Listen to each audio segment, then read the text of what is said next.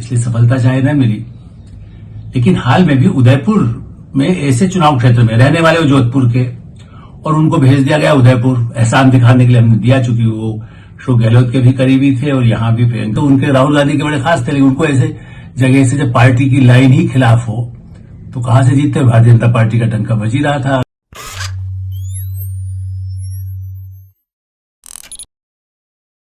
नमस्कार, HSI में आपका स्वागत है। मैं हूं आलोक मेहता। हमारा अनुरोध है कि आप HSI देखें, सब्सक्राइब करें, लाइक करें, अपने मित्रों को फॉरवर्ड करें, ग्रुप्स में भेजें, और आपकी कोई राय हो तो वो भी हमें अवश्य भिजवाइए। अब चर्चा चुनावी महाभारत की। कुरुक्षेत्र के चुनाव की तो बात हुई, किस तरह से नवीन जिंदल पार्टी छोड़ गए, लेकिन महाभारत तो पूरे कहना चाहिए कि सब पढ़ते भी हैं, महाकृष्ण को पढ़ते हैं, कभी रामायण को पढ़ते हैं, कभी रामायण के कलाकार, कभी कुरुक्षेत्र के नेता या कलाकार, कुछ न कुछ तो सामने आता ही है। अब इसी महाभारत में राहुल के गौरव, और यदि महाभारत चुनावी महाभारती चाहे कहा जाए, उसके संजय, दोनों ने कांग्रेस पार्टी छोड़ दी। एक बड़ा झटका मैं इसको मानता हूं। महाराष्ट्र, कहां मुंबई और कहां राजस्थान, जोधपुर से उदयपुर तक गौरव वल्लभ शर्मा, और इसलिए मैं राहुल के गौरव इसलिए कह रहा हूं कि गौरव वल्लभ शर्मा एक बहुत ही योग्य शिक्षाविद कहें तो प्रबंधन के क्षेत्र में शिक्षा, जो उन्होंने जमशेदपुर के प्रबंधन संस्थान में पढ़ाया, गुड़गांव में भी एक MDI जो बड़ा प्रतिष्ठित संस्थान है उसका अध्यापन के साथ साथ वो चार्टेड अकाउंटेंट है, जो बड़ा माने वो राजनीति में आए बिना भी लाखों रुपए का काम, जो इस तरह के चार्टेड अकाउंटेंट होते हैं जो प्रतिष्ठित हैं, PhD डॉक्टरेट भी उन्होंने की पढ़ाई के साथ। एक छोटे गांव से निकले हैं जोधपुर के पास परिवार के, ऐसा भी नहीं है कि वो कोई चांदी का चम्मच लेकर के ही उनका जन्म हुआ हो।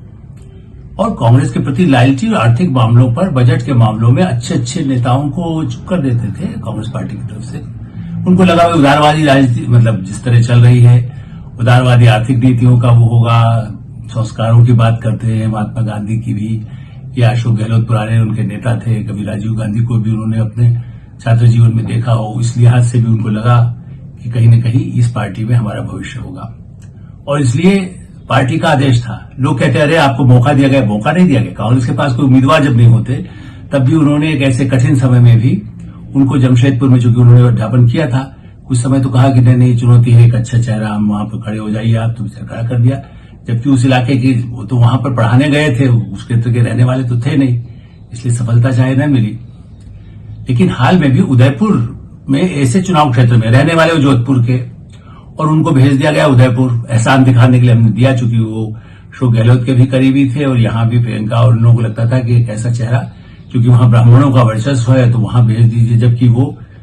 उस क्षेत्र का उस तरह से उनका प्रभाव उसमें नहीं हो सकता था, क्योंकि वो जाते रहे या पर खाली जाति के आधार पर तो नहीं, योग्यता के आधार पर, और जाति के आधार पर दूसरी प्रॉब्लम हुई, क्योंकि जब वो चुनाव लड़ रहे थे हाल में राजस्थान विधानसभा का, तो वहां की ब्राह्मण सभा, वहां के जो थोड़े बहुत जो इस तरह के समुदाय के लोग हैं, जो बीजेपी को कहिए या जो भी अपनी पुरानी मान्यताएं हैं, गांधी को मानने वाले भी लोग ये कहते हैं कि धर्म का विरोध तो हमें करना नहीं है, और इसलिए उन्होंने साफ साफ उनको कह दिया कि आप यदि इस समय जो सनातन धर्म के खिलाफ ही बोल रहे कांग्रेस पार्टी के बड़े बड़े नेता, चाहे यहां हो, चाहे साउथ में हो, चाहे राष्ट्रीय नेता हो, जब ये सब ऐसा कर रहे हैं तो हम आपको वोट नहीं देंगे। ऐसी स्थिति में अंततोगत्वा चुनाव में उतनी सफलता उनको नहीं मिली, और अब उनको लगा उनके ना कोई बात सुनी जा रही है, खरगे जी अपने ढंग से चलते हैं तो अपने काम करते हैं, तो उस दृष्टि से उदारवादी नीति कहिए या श्री राम जन्मभूमि का जो मंदिर अयोध्या में बना, उस पर भी जो पार्टी का रुख था, उससे भी बहुत विचलित परिवार में और संस्कारों के नाते, जाति के आधार पर राजनीति नहीं किया उन्होंने कभी, वरना अशोक गहलोत के करीब नहीं होते। अशोक गहलोत को जरूर एक समस्या थी, करीब थे, लेकिन वो वैभव गहलोत जो उनके भी बेटे हैं, उनके मुकाबले में गौरव वल्लभ को शायद नहीं खड़ा करना चाहते हो, ऐसा पार्टी के उनके दूसरे समर्थकों का कहना है। गौरव वल्लभ तो इस तरह की शिकायत नहीं करते, लेकिन जो मुझे चूंकि राजस्थान की राजनीति को भी बहुत करीब से देखता रहा हूं, सीपी जोशी भी एक समय मुख्यमंत्री पद के दावेदार थे, तो वो चुनाव में हार गए, इस बार तो बिल्कुल हार गए, लेकिन पहले भी एक वोट से हारे थे, वरना तभी मुख्यमंत्री होते। अशोक गहलोत शायद दोबारा नहीं बनते। केंद्र में फिर भी उनको भी राहुल गांधी रखा था, उनका भी आधा समर्थन नहीं करना, पिछड़ी जाति की राजनीति जो की, तो वो भी उदयपुर के आसपास नाथद्वारा वगैरह क्षेत्र से आते, तो उनका भी बट्ठा बैठ गया। सीपी जोशी तो इस बार पूरी तरह हार गए। चलिए, इनको कह सकते हैं आपको मौका दिया था। सीपी जोशी तो उनके राहुल गांधी के बड़े खास थे, लेकिन उनको ऐसे जगह से जब पार्टी की लाइन ही खिलाफ हो तो कहां से जीतते। भारतीय जनता पार्टी का डंका बज ही रहा था। उदारवादी आर्थिक नीति जिसको वो दावा करते हैं कि राजीव गांधी और नरसिंह राव ने शुरू की थी, लेकिन भारतीय जनता पार्टी और प्रधानमंत्री नरेंद्र मोदी ने उसे अच्छे ढंग से लागू किया। और इसलिए पिछले 10 वर्षों में जो प्रगति हुई उससे कांग्रेस के लोग एक के बाद मिलिंद देवड़ा, सबके कितने नाम गिनाए हम, जितिन प्रसाद, जो कांग्रेस के दिग्गज युवा नेता या पुराने नेता सबसे छोड़ के गए। सुरेश पचौरी हाल में गए, वो भी यूथ नेता के रूप में थे, दाएं हाथ बाएं हाथ डिफेंस मिनिस्टर रहे, राज्य मंत्री चाहे रहे हो लेकिन डिफेंस में। और राजीव गांधी के समय से वो पार्टी के बड़े विश्वसनीय और कर्मठ थे, उनको भी छोड़ना पड़ा। ऐसी स्थिति में गौरव वल्लभ का जाना भारतीय जनता पार्टी में, जबकि अब तो उम्मीद नहीं कर सकते हैं जो कांग्रेस कहती है जेल में फंसा दिया, इनकम टैक्स डाल दिया, ईडी आ गया, इसलिए गौरव वल्लभ पर तो कोई आरोप नहीं है, बल्कि उन्होंने तो बल्कि ऐसी सलाह दी होगी जिससे कि राहुल एंड कंपनी जो उनके साथी है वो बच सके। दूसरा बड़ा नाम संजय निरुपम का, ये भी ऐसा नहीं, ये तो बिहार के रोहतास में जन्मे व्यक्ति, पत्रकार भी रहे, मैं चूंकि बिहार में संपादक रहा इसलिए कह सकता हूं। कल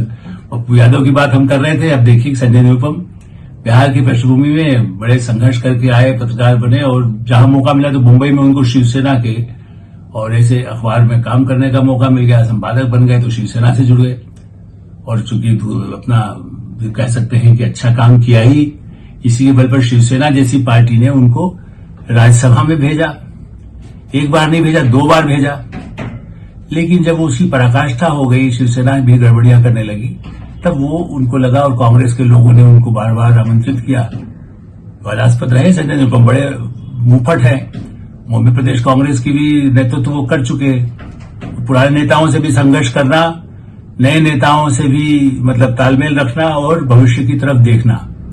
इसलिए अब ये कहा जा रहा है वो चुनाव लड़ना चाहते थे मुंबई के एक संसदीय चुनाव क्षेत्र से, इसलिए छोड़ गए, लेकिन नहीं, उनको अंदर से तकलीफ थी। उन्होंने साफ साफ जब अपना पिछले कुछ दिनों से वो आलोचना कर रहे थे, आलोचना का अधिकार जो कहा जाता है हमारी पार्टी में, सब लोकतांत्रिक है तो, लेकिन उनको जिस ढंग से अपमानित उनकी बातें नहीं सुनी जाना। उन्होंने बहुत सही कहा, जो मैं भी कई बार चर्चा कर चुका हूं, कि कांग्रेस का नेतृत्व तो कौन, कहने को राहुल गांधी डिक्टेट करते हैं, लेकिन एक राहुल गांधी की चलती है। और कई बार जब महाराष्ट्र के पुराने नेता मिलेंगे या किसी प्रदेश के ऐसे जो पुराने नेता है, तो सोनिया गांधी तो सुपर बॉस कहना चाहिए कि है, उनकी बात होगी तो उनके कुछ सलाहकार हैं। राहुल गांधी की तो सलाहकार मंडली जयराम रमेश और सुप्रिया और ऐसे कई ऐसे लोग आसपास घेरे हुए हैं, दुष्यंत सिंह, ऐसे नेता हैं जो किसी तरह से ऐसा लगे कि जो वो घिरे रहे। और कुछ वामपंथी जिसको कह सकते हैं, उनको लगता है कि मैं बिल्कुल क्रांति करने आया हूं देश में न्याय दिलाने के लिए, तो सारी आर्थिक नीतियों के खिलाफ अभियान, पूंजीपतियों के खिलाफ अभियान। इसीलिए तो खुद गौरव वल्लभ शर्मा ने भी कहा कि भाई पूंजीपति नहीं, पूंजी नहीं होंगे, देश का प्रगति करना है, आगे की तरफ देखना है, तो आप पूंजीपतियों का विरोध करेंगे, नीतियों का, गलत को भ्रष्टाचार का विरोध करें, गलत पूंजीपति यदि कोई टैक्स चोरी कर रहा है उसका विरोध करें। लेकिन ये कैसे संभव है कि हम धर्म को भी गाली दें, देश की प्रगति को भी गाली दें, उद्योग लगाने वालों को गाली दें, और उसके बाद आप कहें कि आप उसको गाली दीजिए पब्लिकली जाके एज स्पोक्समैन। तो वो गौरव वल्लभ नहीं करते। यही संजय निरुपम, वो तो शिवसेना चाहे थे, तो उनको तो कोई धार्मिक उनकी आस्था, लेकिन हमकी भी आस्था हुई। लेकिन उन्होंने क्या कहा कि सोनिया गांधी, राहुल गांधी, वो उनका एक अलग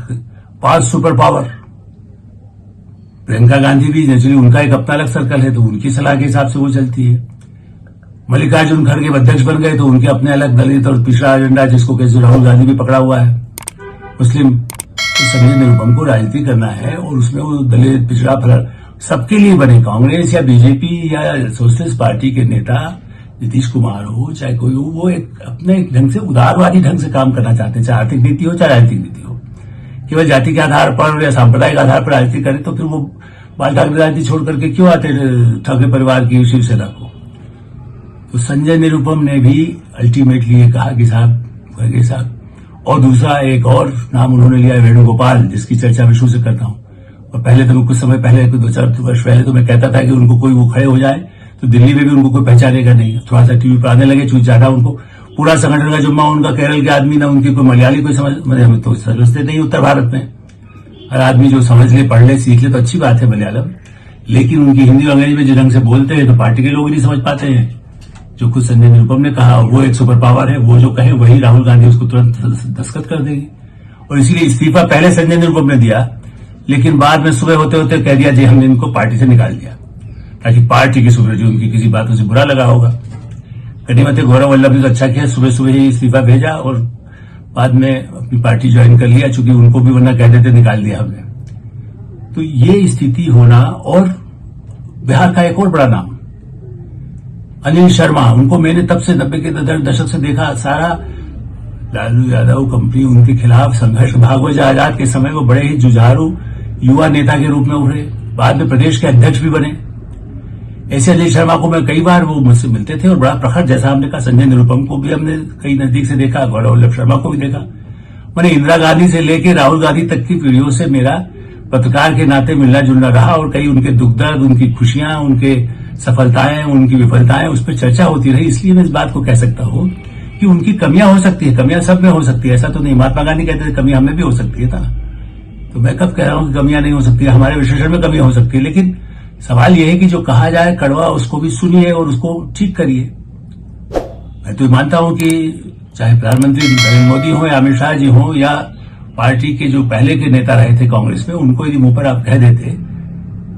यहां तक कि एक समय में इंदिरा गांधी भी सुन लेती थी जो आलोचक हो, कई ऐसे मुख्यमंत्री होते थे जो अपनी आलोचनाएं सुनते थे और उसके बाद में उसको ठीक करने की पार्टी में कोशिश करते थे।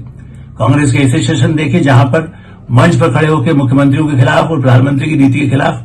धुआंधार भाषण होते थे। एक समय में बहुत पहले, मतलब जिसको कराची इमरजेंसी पहले के सब सेशन की बात कर रहा हूं, जो मैं एक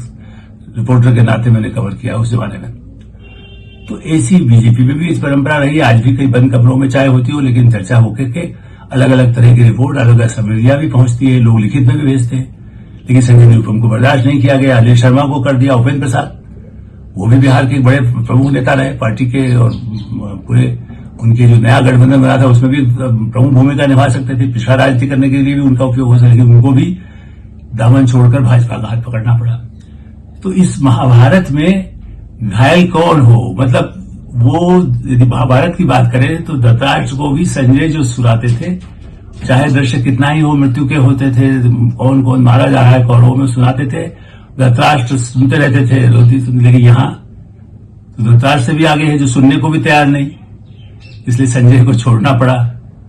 और गौरव को अपना ताज आपके पास रखिए, कुछ देने को तो उनको यहाँ, वो कहते अभी आपको और मिल सकता था, हमने तो एहसान किया जो टिकट लड़ा है। भाई पहले अपनी जान लगा करके अपने साधनों से संसाधनों से चुनाव लड़ा काली आदेश पर, अब उसके बाद देने का कोई कृपा नहीं की। ठीक है, ये कह सकते हैं कि और भी उम्मीदवार थे, लेकिन उम्मीदवार थे तो फिर आप नहीं देते यदि बहुत उनसे काबिल उम्मीदवार थे, लेकिन उनकी योग्यता थी। आपको चार्टर्ड अकाउंटेंट के नाम भी वो सलाह दे सकते थे, हमेशा पार्टी में अच्छे अच्छे लोगों को निरुत्तर कर देते थे। और यही काम मुंबई जैसी जगह में, जहां पर वो शिवसेना से तब अलग हुए थे, जब उसके बाद जिस तरह से शिवसेना उद्धव ठाकरे वाले और दूसरे लोगों ने जिससे उत्तर भारतीयों पर हमला किए, तो संजय निरुपम इसीलिए एक चेहरा थे जो उत्तर भारतीयों को बचाने के लिए उस शिवसेना से जो उत्तेजित होकर के, चाहे वो जिस तरह के काम करते रहे उनके गुट, उसका विरोध करते थे।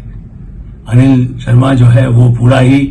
जो चाहे वो नक्सलवादी माओवादी हो उनका भी विरोध करना है, उनको जो कट्टरपंथी हो, ऐसे हो जो सांप्रदायिक दंगे पड़ाते हो, उनसे भी विरोध करना है।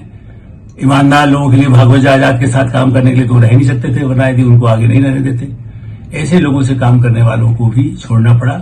और अभी ये सिलसिला रुकने वाला नहीं है। महाभारत चाहे अंत हो, चुनाव होगा, उसके बाद भी जाएंगे, उसके पहले भी आने वाले हफ्तों में कई ऐसे और दिग्गज नेता जो अभी सामने नहीं आए हैं, लेकिन हमारे साथ बातचीत में कभी कभी मुझे भी बता देते हैं अपना दुख कि देखिए अभी तो नहीं जा सकते, लेकिन देखते हैं क्या करें। तो ये कुरुक्षेत्र महाभारत में कहानी घायल होने की, जो राहुल की टीम है, जो महागठबंधन है, जो सब कहां से गठबंधन है, सब अलग अलग छितरे हुए लोग हैं। आम आदमी पार्टी पंजाब में विरोध कर रही है, वहां पर पप्पू यादव जो है आरजेडी के खिलाफ खुद खड़े हो गए हैं, गठबंधन का कोई मानने को तैयार नहीं है। महाराष्ट्र में भी यही स्थिति है, लेकिन फिर भी महाभारत तो महाभारत है। यही हम विराम देते हैं। ऐसे साहिब को आप देखते रहे, सब्सक्राइब करें, लाइक करें, अपने मित्रों को भेजें, और आपकी अपनी कोई राय हो तो हमें अवश्य बताएं। धन्यवाद, नमस्कार।